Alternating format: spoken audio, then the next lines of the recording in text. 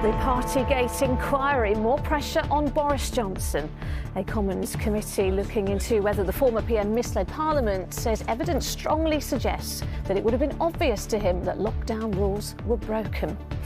More separately, Mr Johnson has questioned the impartiality of Sue Gray's report into Partygate after Labour's decision to appoint her as Chief of Staff, a claim Labour say is ludicrous. She's somebody who I think has shown the highest standards in public life and could play a big and important role with the Labour Party in helping us prepare for government. Also this lunchtime, a couple are charged with gross negligence manslaughter after the remains of a baby were found in Brighton. In the US, the disgraced lawyer guilty of murdering his wife and child before failing to stage his own death. Plus. So he's got steering with his elbow. I'm not sure he's like... It's not got control, is it? The dangerous driving on our motorways has prompted a new national safety campaign.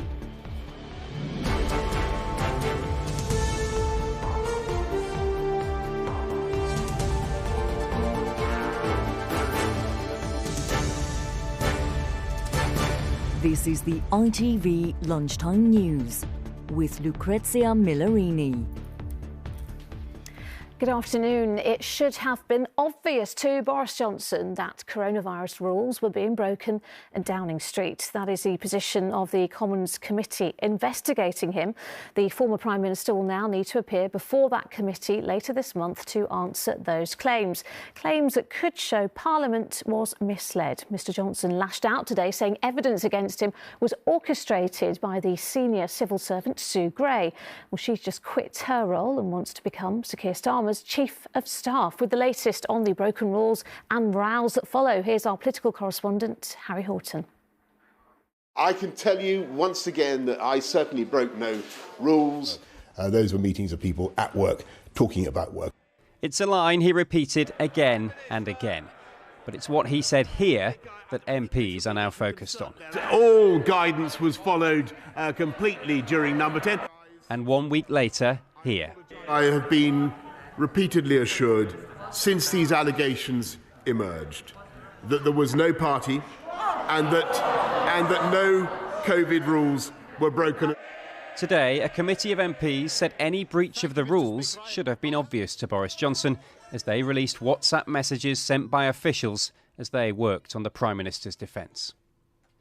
Discussing how to respond to questions about this birthday party in June 2020, one Number 10 official wrote, "I'm trying to do some Q&A, it's not going well." Another responded, "I'm struggling to come up with a way this one is in the rules in my head." Today, Boris Johnson said there was no evidence he knowingly or recklessly misled Parliament. He claims the committee's investigation relies on a report by the civil servant Sue Gray, a claim the committee denies. Sue Gray has just quit the civil service to work for Keir Starmer's Labour Party, but Labour insists her impartiality shouldn't be questioned. Of course, that has to go through all the right processes that any former senior civil servant has to go through. But she's somebody who I think has shown the highest standards in public life and could play a big and important role with the Labour Party in helping us prepare for government. Some Conservative MPs have called for Sue Gray's appointment to be blocked, but one former civil servant says that might not be possible. It's very likely that there'll be a some form of break. The usual period is 3 months, sometimes 6 months, but it can be up to 2 years. So we'll see what happens. It is important to say, though, that whatever Rishi Sunak does, whatever the advisory committee does, there's no real way of enforcing it. Boris Johnson will give evidence to MPs in televised hearings later this month, as questions about what he knew about these lockdown events resume. Harry Horton, ITV News. We're staying with politics, and the latest revelations from Matt Hancock's lockdown WhatsApp messages reveal the former Health Secretary didn't think the police were doing enough to tackle COVID regulation breaches. Our political reporter Amy Lewis has been following the story for us. And Amy, more embarrassing details emerging from these messages today. Yes, the latest messages seem to suggest that Mr. Hancock did not believe that the police were being strict enough when it came to enforcing lockdown rules back in 2020 during the pandemic. In one message, he said to a colleague, "I think we have to get heavy-handed with police." And then in another message sent after a meeting with senior colleagues, he said the plod got their marching orders. Now, in another message sent with colleagues at a different point during COVID, they were discussing the fact that people who were following rules, who were put up, travellers who were arriving in the UK being put up in quarantine in hotels. A senior aide was joking that they were being put up in shoe boxes. I think it is important to point out that these are just a snapshot of the messages that were sent and therefore don't necessarily give the full context. Amy, Isabel Oakeshott, the political journalist who was given these messages in the first place, she remains defiant about why she's released them. Yes, she released these 100,000 WhatsApp messages to The Telegraph and, of course, which she obtained when she was writing Matt Hancock's book. And she says that she did it because it was in the public interest. What's so funny is I've already had a bunch of tip-offs about great things. People shouldn't give me information if they've got something terrible to hide, because I'm not going to protect people who have terrible things to hide. But if they've got something to say that's in the public interest, then I think they'll give it to me. I'm already getting that stuff. Well, she also told us today that there are more revelations coming over the next few days, including messages being released between Rishi Sunak, who was Chancellor at the time, and Matt Hancock. Well, Matt Hancock has described the messages and the release of them as a massive betrayal, and the Prime Minister's spokesperson today has told us that he believes that the true place that these messages should be heard is in the public inquiry into the pandemic. All right, Amy in Westminster, thank you. A couple who went on the run with their baby are appearing in court today after the remains of a newborn were found in a wooded area in Brighton. Constance Martin and Mark Gordon have both been charged with gross negligence, manslaughter, concealing the birth of a child and perverting the course of justice. Well, Chloe Keedy has been following the case for us. Chloe, what can we expect? Well, Constance Martin and Mark Gordon are due to appear at Crawley Magistrates Court sometime this afternoon. This comes after police spent several weeks searching for the couple after their car was found near Bolton on the 5th of January. Now, on Monday, the couple were arrested on the outskirts of Brighton. And on Wednesday, police officers discovered the body of a baby in the Hollingbury area of the city, where police had actually been searching for 2 days. Now, a post-mortem examination is expected to take place today, but police told a press conference yesterday they believe that the infant has been dead for several weeks. Constance Martin and Mark Gordon, as you say, have been charged with gross negligence, manslaughter, concealing the birth of a child and perverting the course of justice, and they are due, as I said, to appear before a magistrate in Crawley this afternoon. All right, Chloe, thank you. In the United States, disgraced South Carolina lawyer Alex Murdoch has been convicted of murder in the shooting deaths of his wife and son. It was a case involving greed, privilege and addiction, at the heart of which was a once prominent lawyer and a powerful family. Charlie Frost has the story. Guilty verdict. Despite his earlier emotional testimony, Alex Murdoch looked calm as the verdict was returned on both murder charges. Verdict guilty. After 6 weeks of evidence, it took the jury less than 3 hours to find him unanimously guilty.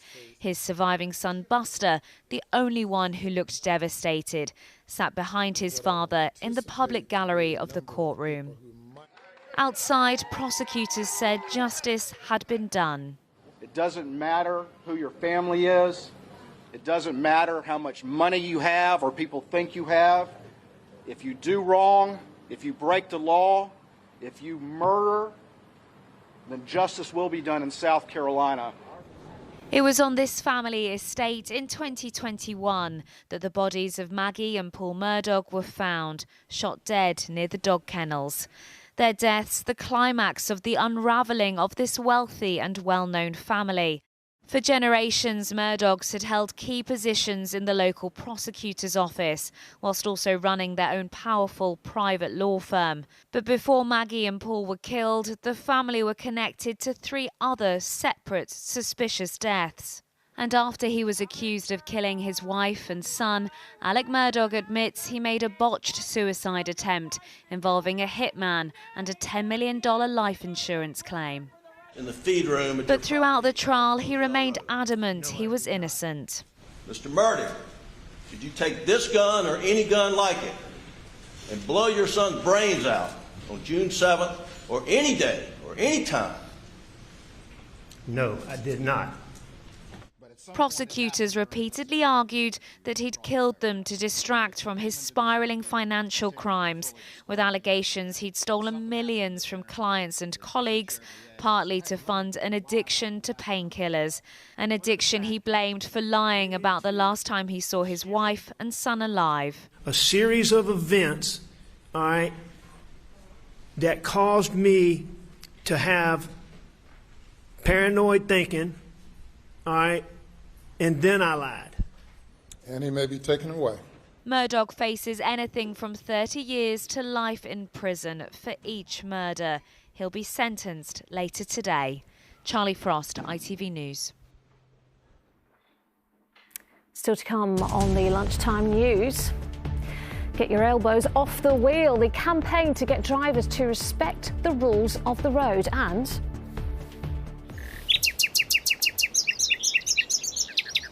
the sounds of a songbird, how to help the nightingale.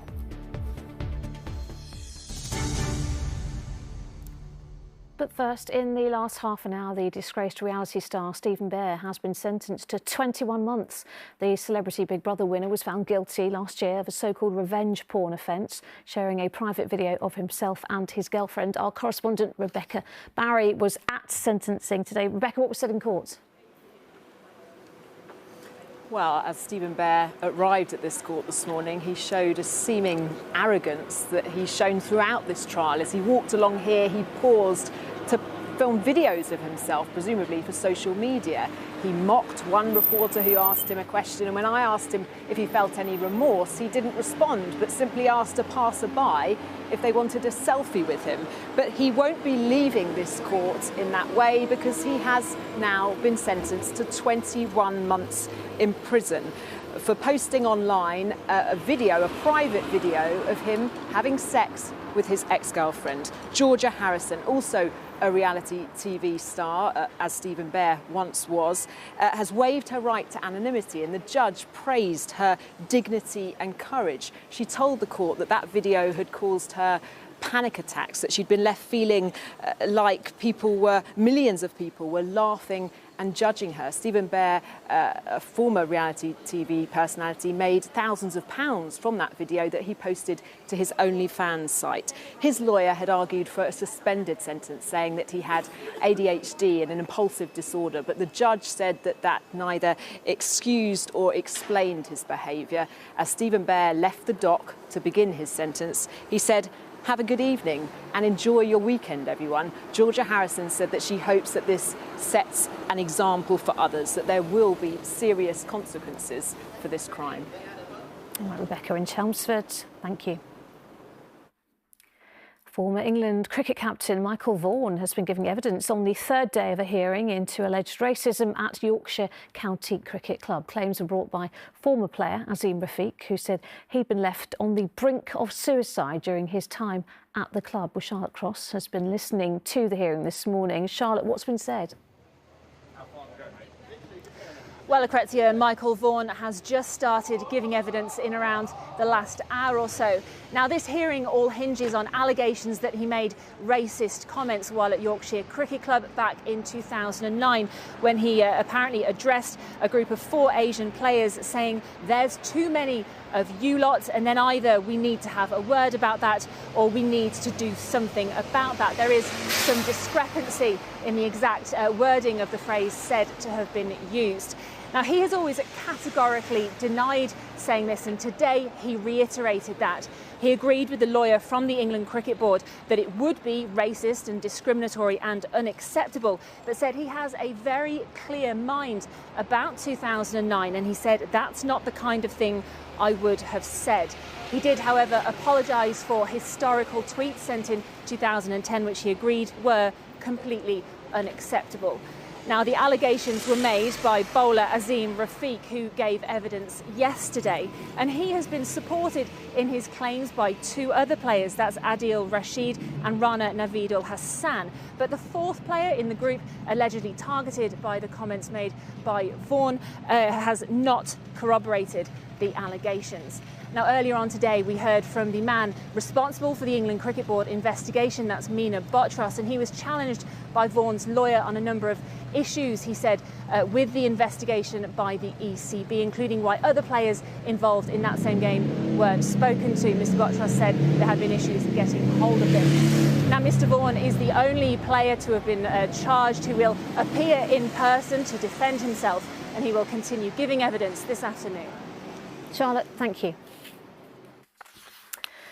Now, you wouldn't get behind the wheel without wearing your seatbelt, would you? Or how about using your phone? Well, a campaign by police next week will see officers patrolling the M1 motorway on the lookout for dangerous driving practices. It comes as shocking footage was released of a man driving a lorry with his elbows. Barbara Holmes explains. Steering with his elbows. The driver of this transporter, stacked with cars, is controlling the enormous vehicle on a busy motorway with his elbows. This is just one of a range of dangerous behaviours spotted by police officers travelling in specially equipped, unmarked HGV cabs. I always have a slightly soft spot for the guy who was eating a fully plated lasagna and garlic bread off his lap, complete with a napkin tucked in his collar. It's part of a project between the National Highways Agency and police forces around the country. And while there have been several eye-catching episodes, the majority of their work has been taken up by dealing with everyday bad habits. There have been more than 33,000 offences recorded since the initiative started in 2015. The most common was people not wearing seatbelts. Nearly 10,000 incidents were recorded. Meanwhile, just over 8,000 drivers were spotted using a mobile phone. But these seemingly small acts can have big impacts. Typically 5 people will die on UK roads every day. That's 5 families completely devastated. Driving is easily the most dangerous thing, but most of us do on a regular and daily basis. And the message really is to accept that it's a dangerous activity and behave accordingly. These police HGVs give officers a bird's eye view of the roads around them. The HGV has got lots of technology on it, it's specially adapted, but you know what? Probably one of the most effective things we have is a piece of A4 paper with "put your seatbelt on." It works every time. Old and new technologies coming together to help save lives. Barbara Holmes, ITV News. Some other news, and violence has escalated in the occupied Palestinian territory of the West Bank amid anti-government protests. More than 60 Palestinians have now been killed in the area since the start of the year after Israel's new right-wing government took office. And firefighters in Hong Kong are investigating the cause of a huge fire at a construction site in a busy shopping district. Firefighters battled for 9 hours to put out the blaze at the 42-storey skyscraper. 2 people were injured. Glastonbury Festival has revealed an all-male list of headline acts for this summer.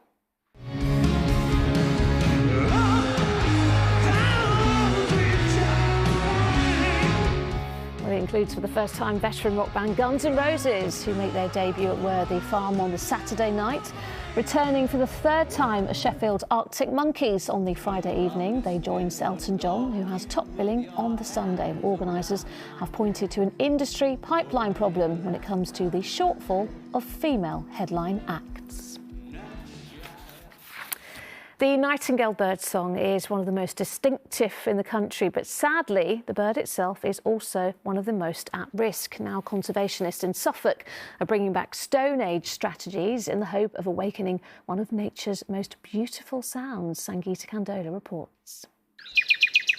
At one time, they were a staple in our skies with their sweet signature songs, but those sounds are starting to fade. Nightingale numbers are not what they used to be. Changes in UK farming, the countryside and climate change have seen the birds face threats to their habitats and environment. But now, in a bid to boost numbers, Ancient Woodland is reintroducing an ancient management of coppicing. That process of cutting trees close to the ground to make way for light and fast growth of flowers and bramble has begun at Sutton Hoo in Suffolk. Nightingales, the way that they nest in dense dark scrub. As you can see, we haven't got any here, and that's through a combination of just the canopy being so dense here and dark, there's not enough light getting to the ground floor. So by coppicing it, we open all of that up. Nightingales are very closely linked to coppice woodlands. Coppicing has declined in the past 100 years. Coppicing is a Stone Age strategy now being brought back into the modern age. The National Trust say it needed to happen swiftly here in Suffolk for the sake of the British songbird. The nightingale has seen a population decline of 90% in the last 50 years, only leaving about 5,500 breeding males.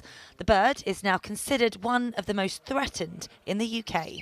The birds are part of the rich history at Sutton Hoo, itself an important archaeological site. Campaign groups hope by opening up the woods, they'll hear their distinctive sounds again. You don't think they're going to produce such a wonderful song, but when you think how far they've travelled as well, these tiny little birds flying all the way up from Africa as well every year, it's just incredible. Conservationists say it will take around 4 years for the bramble to fully establish, allowing the nightingales to nest comfortably in the woodlands. Sangeeta Kandola, ITV News. And finally, if you've ever been to Hull, you might have noticed there's something a little different about the phone boxes there. They are, in fact, cream-coloured rather than the traditional red. And the boxes, which were made in the 1960s, are so rare that the government has granted them Grade 2 listed status. Hull was the only place in England where the local council ran the public phone network, which is why the boxes were a different colour. And that is it. The news where you are follows the national weather, but from everyone here on the Lunchtime team. Bye-bye.